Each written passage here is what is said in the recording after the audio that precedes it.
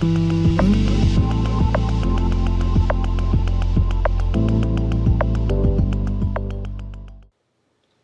everyone, my name is Melissa Gallo. I'm a portrait painter, professional photographer, and digital oil painter as well. Today I'm going to quickly demonstrate one of my favorite features in Painter 13, the clone module. This feature allows you to create beautiful oil paintings in a fraction of the time it would take using traditional media. With the use of digital tracing paper, Painter enables you to trace and extract pixels from the image underneath and bring them up to the canvas surface, using an amazing array of brushes. I am now going to briefly demonstrate how this is done. I have on my board here an image that's been previously resized to 8 by 10 inches at 300 pixels per inch to allow my brushes to move swiftly across the canvas, although Painter 13 can easily accommodate much larger canvases. Here I have a custom palette open which I created containing 4 brushes that I like to use when I oil paint. The first one is Medium Bristle Rough from Skip Allen's Buttery Oils collection.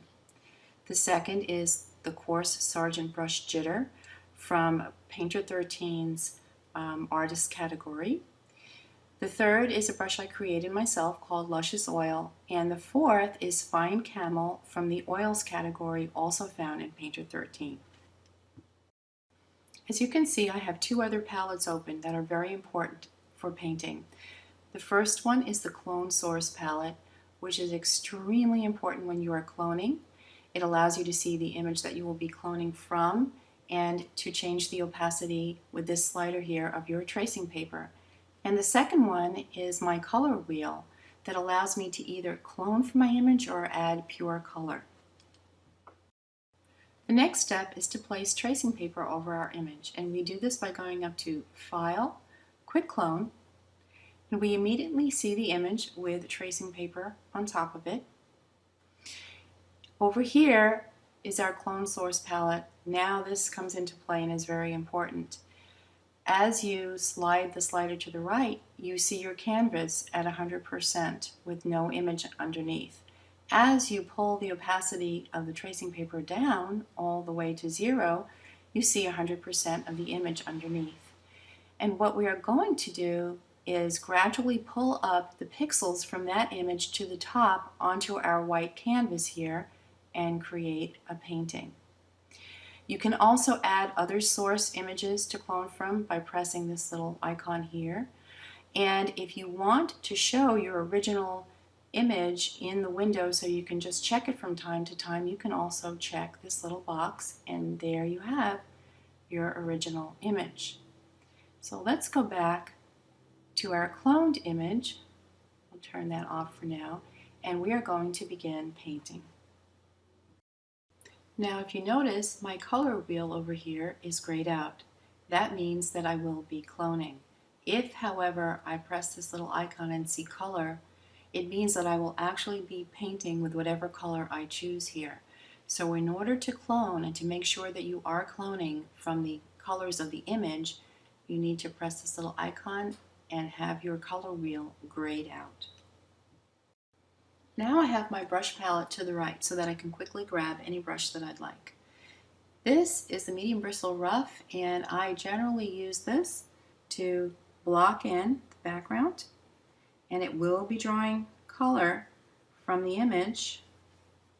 It's a really nice oil brush. It gives some really nice effects. Here's our painting. Now I'm going to start blocking in my image with the Coarse Sargent Brush Jitter. And this will start picking up color from the roses and defining the form.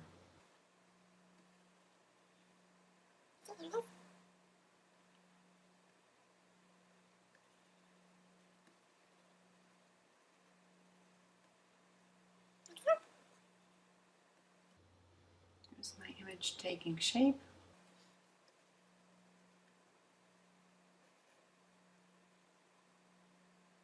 Okay, there we have it so far.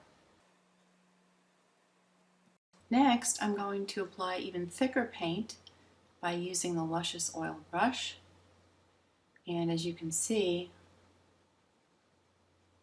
how much paint this brush actually applies.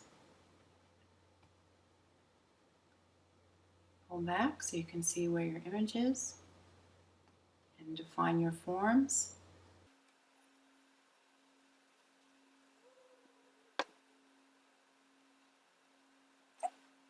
Okay? And again, playing with the size of the brush, decreasing and increasing as needed. Now I go back to my medium bristle rough and I get that background going again.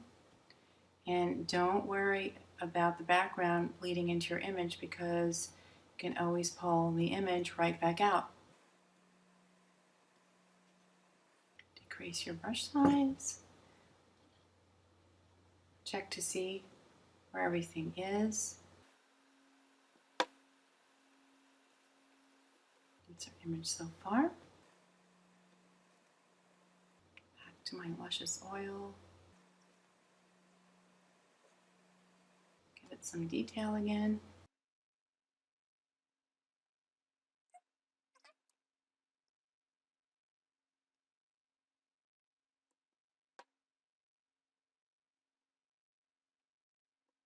And now we're going to add some really fine detail. The next step is to apply some nice crisp detail with the fine Camel brush. And this brush will literally pick out the actual photograph. So you have to be careful because you don't want this to look like a photo, you want this to look like a painting.